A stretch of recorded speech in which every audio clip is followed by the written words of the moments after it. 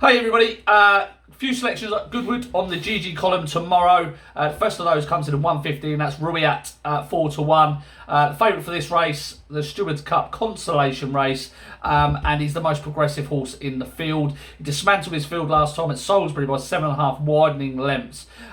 He recorded a Racing Post rating of 95 that day, and now he's been put up £12 to a rating of 85, but that's still £10 lower than that Racing Post rating he recorded. I think he's got more to come here. He's 2 for 3 over 6 furlongs on ground, good or better. So this is not a fluke. He is definitely a progressive horse, and I really like the way he did it at Salisbury. I think he can take all the beating. He's the right favourite for the race. And like I say, he's the most progressive in the field. In the 2:25, I'm going to side with Calling the Wind at 7-1. Now, I don't think his Ascot win was a fluke, despite his price tag of 40-1. And I think that's the reason why he's around 7-1 in this field. He's lightly raced for a 4-year-old, and there seems to be more to come from him over this trip. He's unexposed, only had 2 starts over this 1 mile 6. And the runner-up from the Ascot race, Rajinski, went on and ran really well next time at Newbury off a £5 higher mark. So this higher mark of 93, 92 shouldn't really be an inconvenience to him. He should have more to come. He's, like I say, £7 higher, but he's unexposed. And a lot of these have got question marks to answer about this quick ground. Not just this quick ground, but this trip as well. And Calling the Wind could be the answer to a tricky handicap in the 2:25. In the 3:35, I'm going to side with 3 horses. Not something I normally do, but 3 horses in here. George Bowen, 28-1. Now, everybody knows the reasons I'm putting George Bowen up. He's £15 lower than his last handicap win. He was 5th in this race in 2018, off a mark of 106. Bounced back to form behind Summergan at Pontefract. And I really fancied him for the Air Gold Cup, but he didn't run. He might not run. He might be pulled out tomorrow due to the nature of the quick ground. But I don't think it's an issue for him at all, really.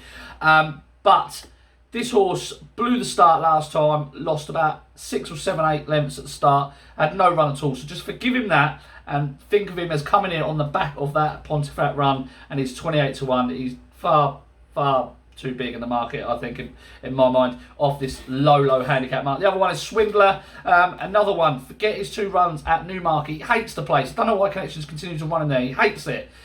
I don't think he's an Ascot specialist. I just think he hates Newmarket. He's not been anywhere else since turning 3 years old. So he's a big, strong horse. He could have loads more to come. We know he's well handicapped off a mark of 96.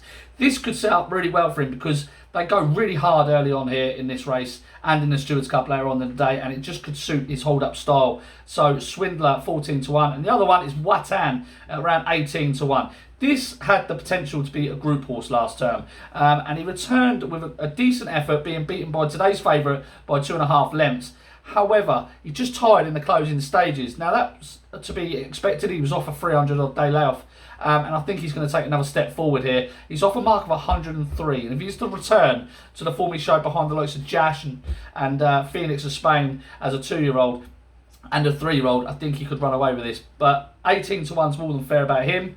Later on in the day in a 4:10, the last one at Goodwood tomorrow, King Ragnar 7-1. Thought he won with plenty in hand at Leicester, just being nudged out at the finish. His form is so strong over 6 furlongs, it makes him look pretty well handicapped. He was screaming out for a 7-furlong trip. He's had that the last twice. He just got nabbed by a horse called Amazing News at Newmarket. That form has worked out really well, and then he duly obliged at Leicester. I think he's got more to come. A £5 rise is more than fair for that Leicester win. He took care of a useful horse that we backed that day, and this trip, he's not short of speed. This track should really suit him. So King Ragnar in the 4:10. That's all from Goodwood tomorrow. Big thank you to 888 Sport for sponsoring these videos across the week. Goodwood's not gone as the way I planned, same as last year really, but I know what to avoid in future. But let's have some luck on Saturday, and I'll see you again soon.